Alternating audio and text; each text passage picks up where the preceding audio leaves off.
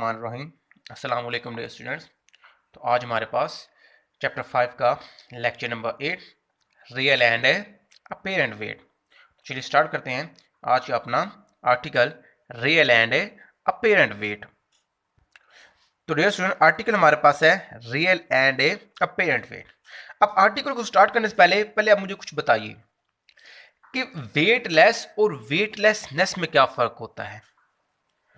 देखिए dear student, weightless का मतलब होता है ऐसा ऑब्जेक्ट जिसका कोई वेट ना हो, मतलब जिसका कोई वजन ना हो।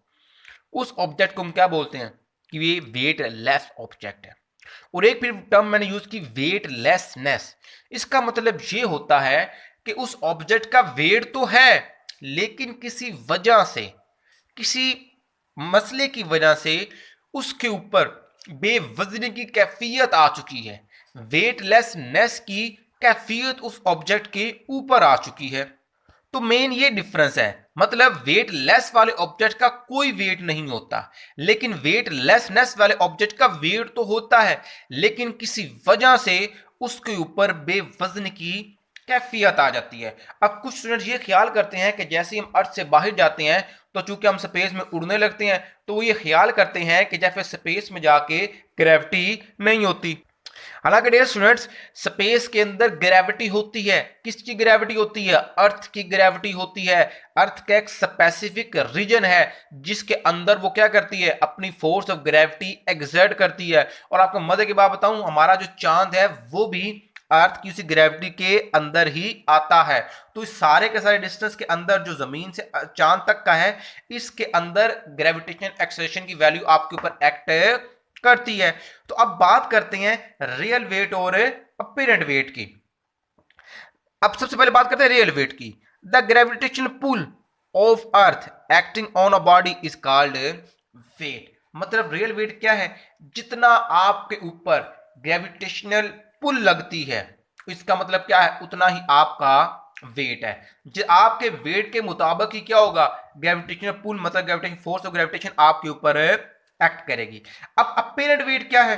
It is the weight measured by some instrument like spring balance, and it depend upon relative motion of frame of reference with respect to the earth। dear students जरा गौर कीजिए, उसने क्या बोला कि अपीरेंट वेट को हम एक तो स्प्रिंग बैलेंस की मदद से मेजर करते हैं, दूसरा कि हमारे पास ये किसके ऊपर डिपेंड करता है, ये डिपेंड करता है relative motion of frame of reference with respect to the earth. के मतलब जिस फ्रेम ऑफ रेफरेंस के अंदर हम उसको मेजर कर रहे हैं स्प्रिंग बैलेंस की मदद से, उसकी अर्थ के साथ जो मोशन है उसके रिस्पेक्ट में भी ये क्या करता है, उसके ऊपर डिपेंड करता है। तो अब कुछ केसेस है हमारे पास, तो चलिए स्टार्ट करते हैं केस नंबर 1 से।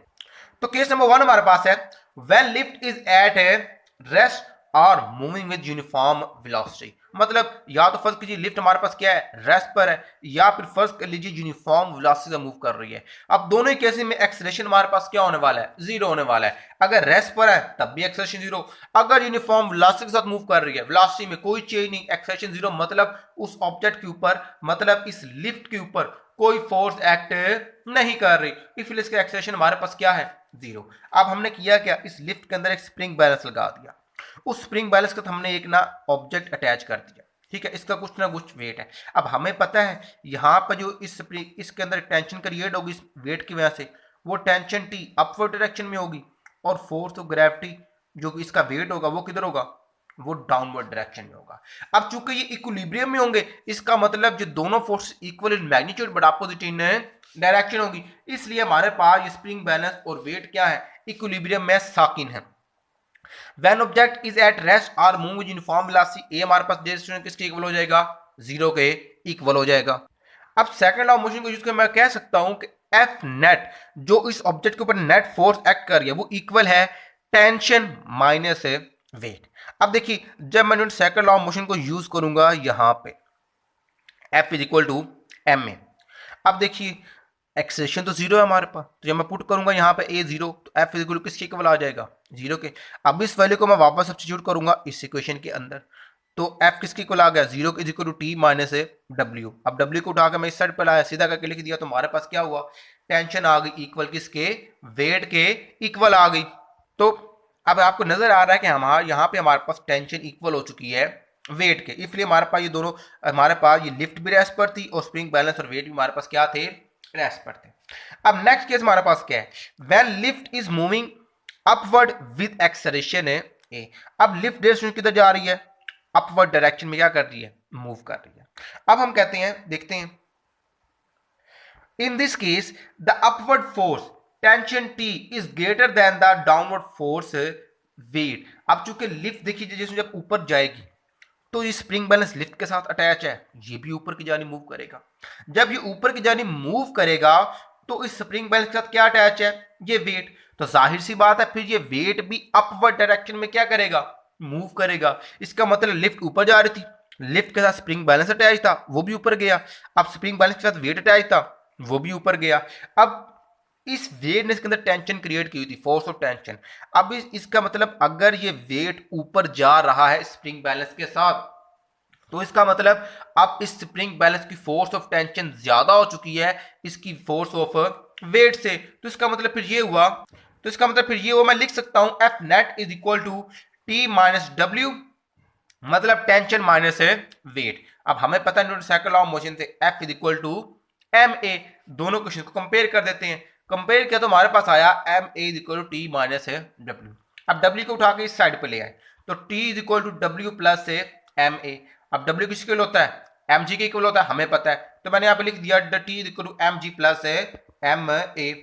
अब डियर स्टूडेंट्स ये क्वेश्चन हमें कुछ बता रही है, ये क्वेश्चन हमें क्या बता रही है, ये क्वेश्चन, ये दोनों क्वेश्चन हमें ये बता रही हैं कि हमारे ऑब्जेक्ट का, ये जो ऑब्जेक्ट है इसका वेट अपीरेंटली तौर पे डियर स्टूडेंट क्या हो चुका है, बढ़ चुका है।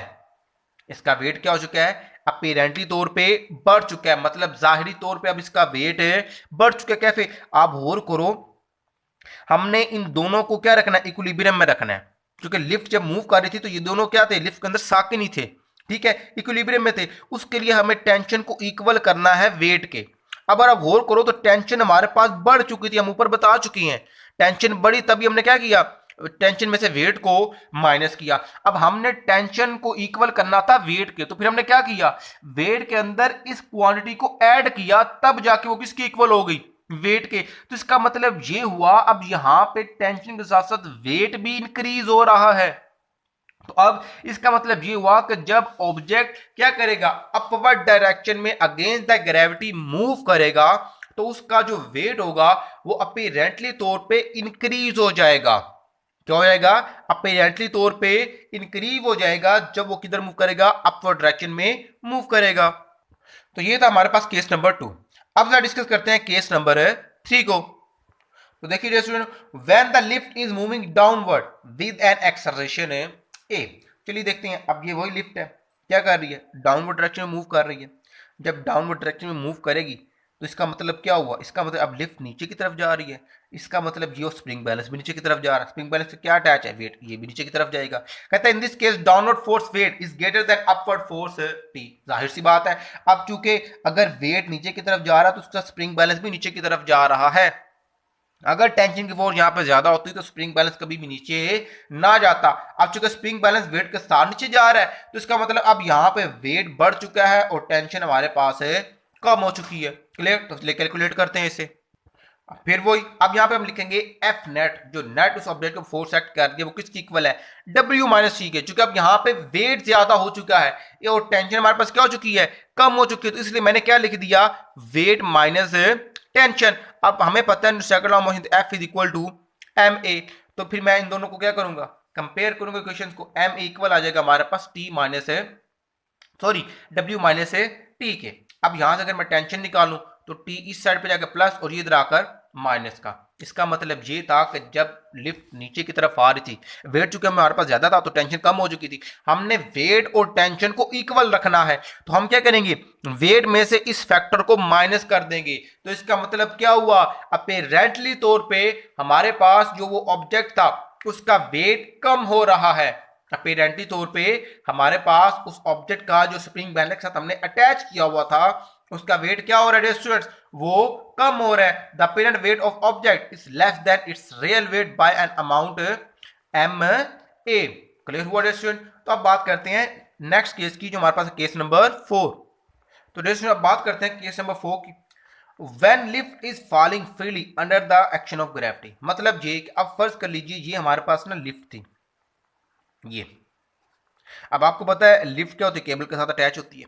तो फर्ज कीजिए अचानक से अल्लाह ना करे केबल टूट चुकी है, केबल फर्ज कीजिए अचानक से अब हमारे पास टूट चुकी है। अब ये लिफ्ट आजादाना नीचे गिरेगी। अब जब ये लिफ्ट आजादाना नीचे गिरेगी तो देखिए जब ये under the action of gravity आजादाना नीचे गिरेगी तो इसके अंदर हमारे पास स्प्रिंग बैलेंस भी था। अब उस स्प्रिंग बैलेंस के साथ हमारे पास क्या था, वेट भी था। तो अब फर्ज कीजिए मैं क्या करता हूं, इस स्प्रिंग बैलेंस को उस लिफ्ट से अलग कर देता हूं और फिर इस वेट को स्प्रिंग बैलेंस से अलग कर देता हूं। तो क्या ख्याल है, ये लिफ्ट के साथ आके गिर जाएंगे? नहीं, जिसमें ऐसा हरगिज नहीं होगा, ये अपनी ही पोजीशन के ऊपर रहेंगे।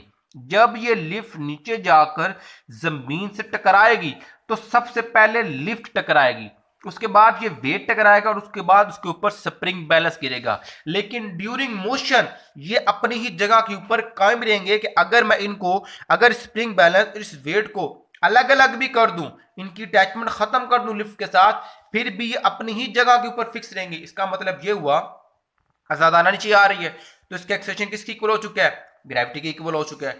तो हमें पता है नेट फोर्स हमारे पास यहाँ पे क्या कितनी एक्ट कर रही होगी, मैं यहाँ पे लिख देता हूं। तो देखिए मैं सॉल्व कर देता हूं आपको। हमें पता है एफ नेट किसके इक्वल होता है, एफ नेट डेश हमारे पास इक्वल होती है। अब चूंकि लिफ्ट नीचे की तरफ आ रही है तो हमारे पास आएगा वेट माइनस टेंशन। अब हमें एफ का पता किसके होता है, एम ए के, तो एम ए इक्वल आ जाएगा वेट माइनस टेंशन। अब टेंशन को उठा के इधर लाऊं और वेट को उठा के इधर, तो हमारे पास ये आ जाएगा T is equal to W minus M A.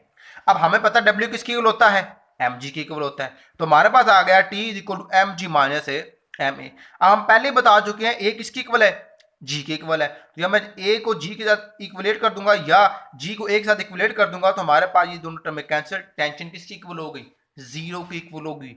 Test जरा गौर कीजिए, इसका मतलब ये हुआ जब ये लिफ्ट आजादाना नीचे गिर रही होगी तो ये स्प्रिंग बैलेंस कोई रीडिंग शो नहीं करेगा, मतलब टेंशन क्या हो चुकी है, जीरो हो चुकी है।